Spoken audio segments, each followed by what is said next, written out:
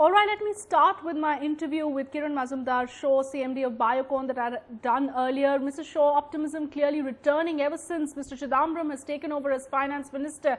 He's also been described as the darling of corporate India. Do you share that optimism, that sentiment that he can bring back investor confidence rather quickly? Well, I certainly think he's bringing back investor confidence. And I think by reviewing some of the policies that have actually created those negative, signals, I think he is going to, I'm sure, do a good job of, bringing back some stability and confidence into the investor community.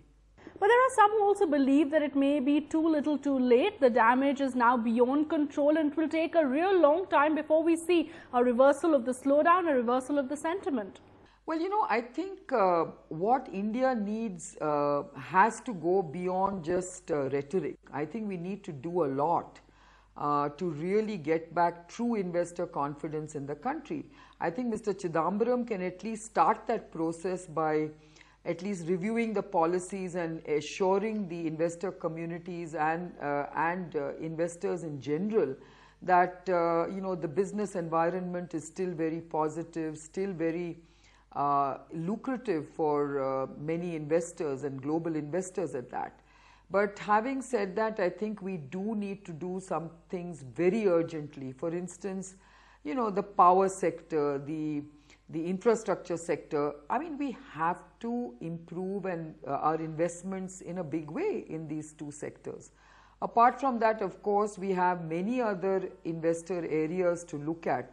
I think insurance, retail, all this has to be done. And of course, we realize that there are some delicate issues to be solved in terms of, coalition politics. But having said that, I think you can start taking small steps. For instance, IKEA's entry into India would send a positive signal. I think some policy statements on FDI in aviation, which is long awaited. I don't know what they're waiting for. But things like that, which are low-hanging fruits, need to be addressed.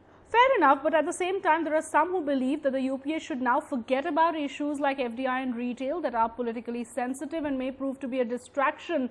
And in fact, these issues should perhaps even be put on the back burner. The focus should now be on addressing real bottlenecks to growth, providing that much needed policy clarity, tax clarity. Would you agree with that? I agree with those sentiments. I think FDI and multi-brand retailing can be kind of put on the back burner for some time.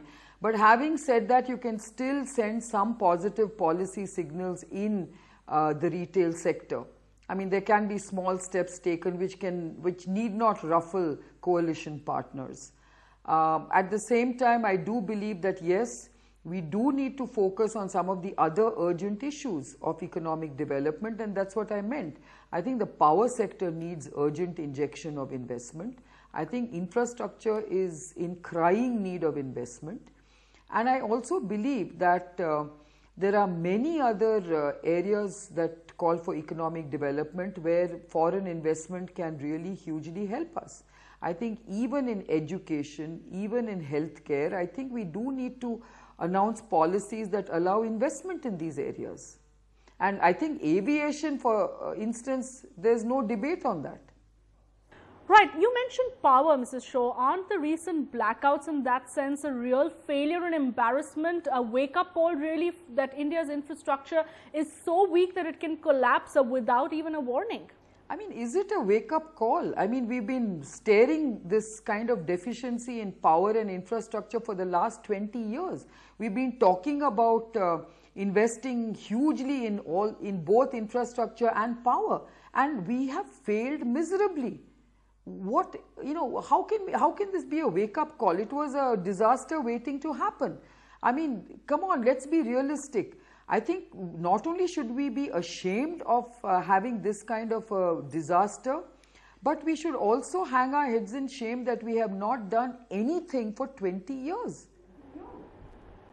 Let me specifically talk about bringing about tax clarity, all the retrospective tax changes that were introduced in the budget. Mr. Chidambaram has said that he will review the retrospective aspects of taxation, but do you see that as being a real game changer for bringing back investor confidence?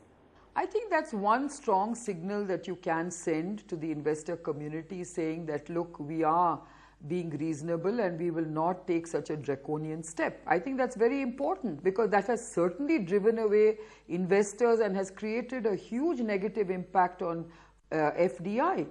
And I think from that point of view, it would send a very strong signal. But that's only one aspect of investor confidence. And I think that's an important aspect. But there are many other, aspects of investor confidence that need to be addressed. And this is really about what is India as a country doing about addressing its economic growth potential. What are we doing in terms of supporting this growth? We keep talking about our growth potential, and we know that if we want to aspire for the kind of growth we keep talking about in 2050, we have to grow at 10% per annum. There is no way that the present infrastructure and the present power infrastructure is going to support that growth. We also know that our educational system has to vastly improve. Just multiplying low quality educational institutes and educational systems is not going to help us get there. I mean, it's going to hinder that economic development. But if we really focus on, quality of education and multiplying that as a as a quality-based educational system, then we certainly can support education and economic growth in a big way. I really believe that skill development has to focus on high-end skills. We have to focus on competency mapping and competency in terms of skill development. There's so much to be done, but we are not investing in the right way. I keep saying it's not the right to education, it's about providing the right education. So, these are things where you really need to focus on. And infrastructure is shouting at us, for decades, and we are doing nothing about upgrading it. Every time I go overseas, I've just come back from Bangkok. Bangkok was a city that supported about 7 million people about 10 years ago. It was shambolic, it was awful. 10 years later, it has 15 million people. And look at the infrastructure, look at the way that city functions. All our cities need to emulate these kind of models. We all seem to feel we know what to do, but we are not doing it.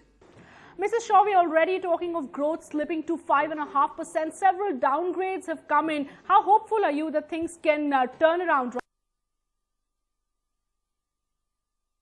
We go at the same pace at which we are today, then there's not much hope. But if we can innovate, if we can really come out with bold policies, I have no doubts that we can actually ramp up this growth rate very, very rapidly.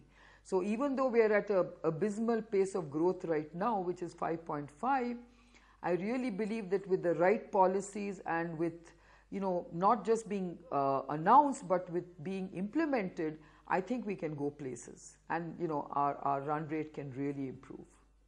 All right, last question before we wrap up. Mrs. Shaw is one of the most well-known industry leaders. Your message for Mr. Chidambaram, who clearly has a tough task ahead of him for reviving the economy. I think Mr. Chidambaram is someone who is experienced enough, who knows what has to be done, and he just has to be supported and given the opportunity to deliver.